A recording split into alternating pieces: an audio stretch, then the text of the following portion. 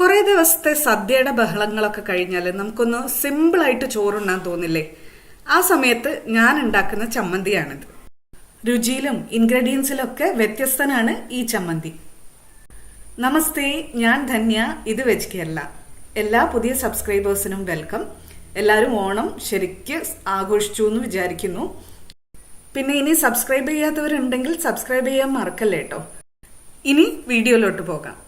ഇതിലേക്ക് വേണ്ടി നമുക്ക് ചിരകിയ തേങ്ങ എടുക്കാം. ഒരു 1/2 കപ്പ് മുതൽ 1/4 കപ്പ് വരെ മതിയാകും. ഒരു 3 പേർക്ക് സുഖമായി ചോറുണ്ണാം. ഒരു 8 മുതൽ 10 വരെ ചുമന്ന മുളക് എടുക്കാം, നിങ്ങളുടെ എരിവിനനുസരിച്ച്. ചുമന്ന മുളക് ഒന്നുകിൽ ഡ്രൈ റോസ്റ്റ് ചെയ്തെടുക്കുക, ചട്ടിയിലിട്ട് ഡ്രൈ റോസ്റ്റ് ചെയ്തെടുക്കുകയോ ഇല്ലെങ്കിൽ ഗ്യാസിന്റെ ഫ്ലെയിമിൽ ഒന്ന് കാണിക്കുകയോ ചെയ്യാം. സാധാരണ കനലിൽ ചുട്ടെടുക്കുന്നതിന് സമമായിട്ട്. ചുട്ടെടുത്ത മുളക് അതിൻ്റെ മൊത്തി കളഞ്ഞിട്ട് തേങ്ങയിലേക്ക് ചേർത്ത് കൊടുക്കാം. ഫ്ലെയിമിലേക്ക് കാണിച്ച് ചുട്ടെടുക്കുമ്പോൾ മുളക് അധികം കരിയാതെ ശ്രദ്ധിക്കണേ. ഒരേ ഒരു വെളുത്തുള്ളി എടുത്തിട്ടുണ്ട്. വലിയ അല്ലിയാണ്. ചെറിയ അല്ലിയാണെങ്കിൽ 2 എണ്ണം എടുക്കാം.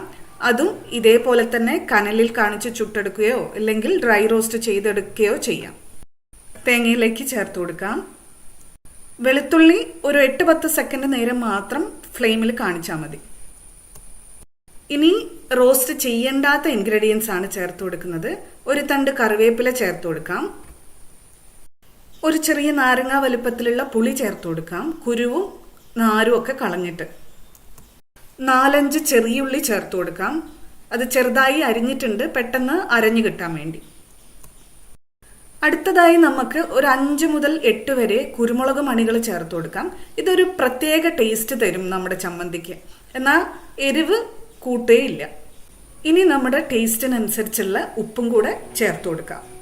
ഇതായിപ്പോൾ നമ്മുടെ ഇൻഗ്രീഡിയൻസ് എല്ലാം ആയിട്ടുണ്ട്. ഇനി ഇത് ഒരുമിച്ച് ചേർത്ത് മിക്സിയിലിട്ട് അരച്ചെടുക്കണം. ഏതെങ്കിലും കാരണവശാൽ അത് ചേരുന്നില്ല എന്ന് തോന്നിക്കഴിഞ്ഞാൽ പച്ച വെളിച്ചെണ്ണ മാത്രം ചേർത്ത് നന്നായിട്ട് അരച്ചെടുക്കാം. വെള്ളം ചേർക്കരുതേ. ഇതാ നമ്മുടെ ചമ്മന്തി ഇവിടെ റെഡി ആയിട്ടുണ്ട്. ചോറിൻ്റെ കൂടെ നമ്മുടെ ഈ ചമ്മന്തിയും 2 ചുട്ട പപ്പടവും. എന്തൊരു കംഫർട്ടിങ് കോമ്പിനേഷൻ ആണെന്നറിയോ ഇത്. ഒരു പ്രാവശ്യമെങ്കിലും നിങ്ങൾ ഇങ്ങനെ കഴിച്ചു നോക്കണേ. അപ്പോൾ താങ്ക് യു ഫോർ വാച്ചിങ്. അടുത്ത വീഡിയോയിൽ കാണുന്നവരെ ബൈ ഫ്രം ധന്യ.